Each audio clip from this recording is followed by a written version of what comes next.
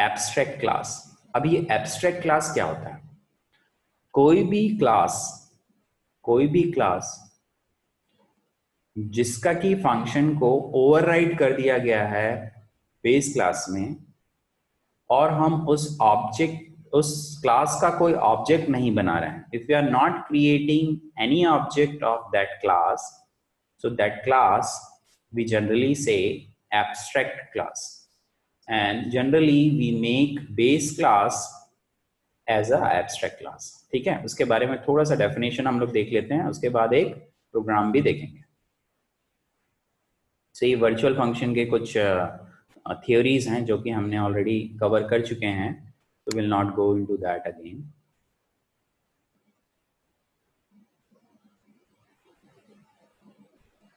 Sometime implementation of all function cannot be provided in the base class because we don't know the implementation. Such a class is called abstract class. So in the abstract class, generally we do not define functions.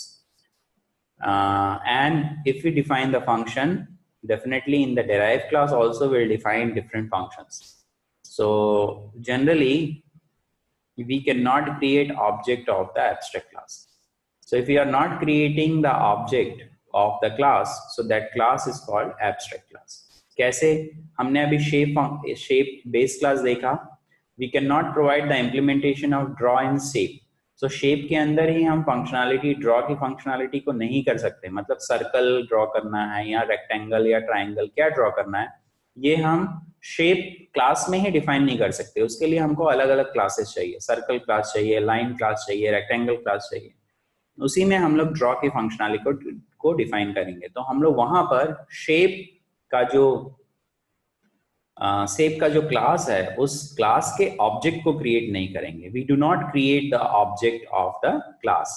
If we do not create the object of that particular base class, that base class is called abstract class. जो भी class के object को हम लोग create नहीं करते हैं, उस क्लास को हम लोग जनरली एब्स्ट्रैक्ट क्लास बोलते हैं। ठीक,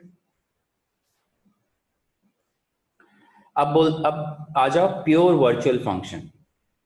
प्योर वर्चुअल फंक्शन क्या होता है? अभी बेस क्लास में जो एब्स्ट्रैक्ट क्लास है हमारा, उस क्लास में अगर हम कुछ वर्चुअल फंक्शन बनाते हैं और उस वर्चुअल फंक्शन में कोई भी फंक्शनैलिटी हम लोग डिफाइन नहीं करते, मतलब उसको इक्वल टू 0 कर देते हैं, तो उस पर्टिकुलर फंक्शन को हम बोलते हैं pure virtual function.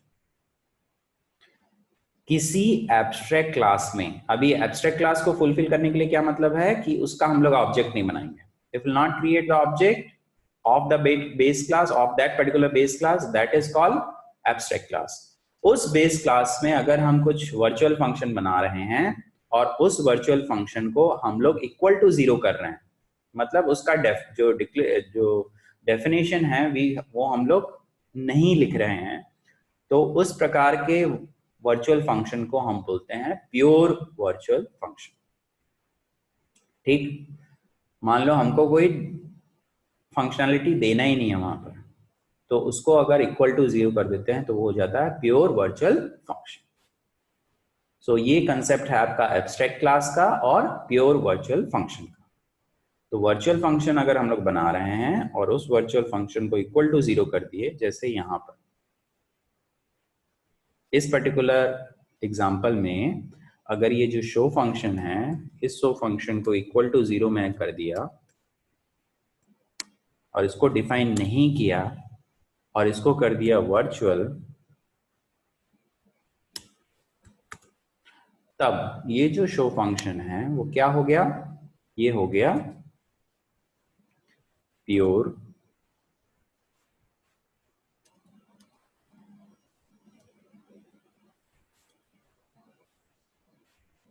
Virtual function. ठीक है, ये हो गया प्योर वर्चुअल फंक्शन।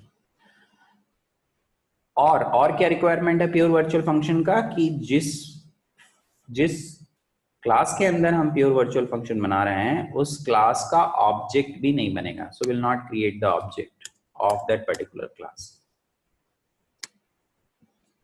ठीक, will not create the object of that particular class. अभी क्या हो गया, अभी ये जो बेस क्लास है इसको हम लोग क्या बोल सकते हैं, इसको हम लोग बोल सकते हैं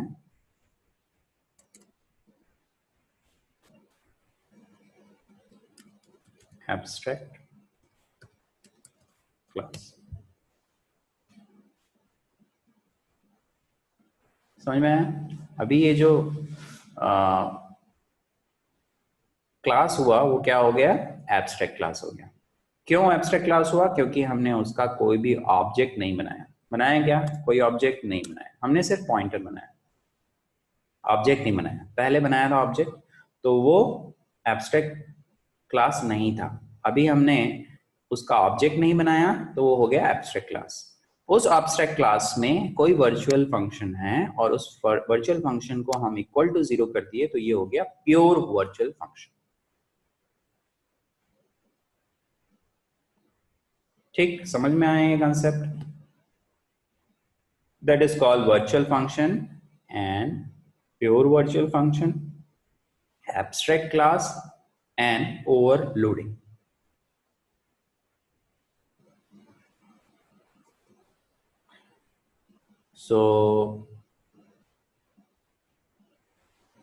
तो हमने क्या क्या देख लिया यहाँ पर? ओवरराइडिंग देख लिया, वर्चुअल पॉइंटर वर्चुअल टेबल देख लिया, प्योर वर्चुअल वर्चुअल फंक्शन का कंसेप्ट भी देख लिया और एब्स्ट्रैक्ट क्लास भी देख लिया।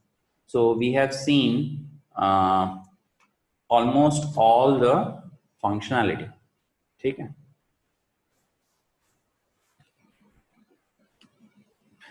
this is some interesting facts. A class is abstract if it has at least one pure virtual function. कोई क्लास को abstract वो कब होता है? जब उसमें एक pure virtual function हो। We can have pointers and references of abstract class. Abstract class का pointer बना सकते हैं या references बना सकते हैं। If we do not override the pure virtual function in derived class, then derived class also become abstract class. अगर हम प्योर वर्चुअल फंक्शन को ओवरराइड नहीं करते हैं तो derived क्लास भी abstract क्लास बन जाता है। An abstract class can have constructor. abstract class के अंदर हम लोग कंस्ट्रक्टर बना सकते हैं, राइट? ये कुछ फैक्ट्स है related to abstract class. Abstract class का मतलब समझ में आ गया। जनरली हम लोग एब्स्ट्रैक्ट क्लास का ऑब्जेक्ट नहीं बनाते हैं। जनरली हम लोग एब्स्ट्रैक्ट क्लास के अंदर प्योर वर्चुअल फंक्शन को डिफाइन करते हैं। अगर हमारा एब्स्ट्रैक्ट क्लास है तो उसका हम लोग पॉइंटर क्रिएट कर सकते हैं या रेफरेंसेस बना सकते हैं। अगर हम लोग प्योर वर्चुअल फंक्शन जो हमने एब्स्ट्रैक्ट क्लास में बनाया है उसको हम लोग ओवरराइड नहीं करते हैं डेराइव क्लास में, तो डेराइव क्लास भी एब्स्ट्रैक्ट क्लास बन जाता है। ठीक है, क्योंकि वो जो फंक्शन है, जो वर्चुअल फंक्शन है, वो कहाँ चला गया? कहाँ चला गया? वो भी डेराइव क्लास में चला गया, इसलिए वो भी क्या बन जाता है? एब्स्ट्रैक्ट क्लास बन जाता है। कौन? डेराइव क्लास भी एब्स्ट्रैक्ट क्लास बन जाता है।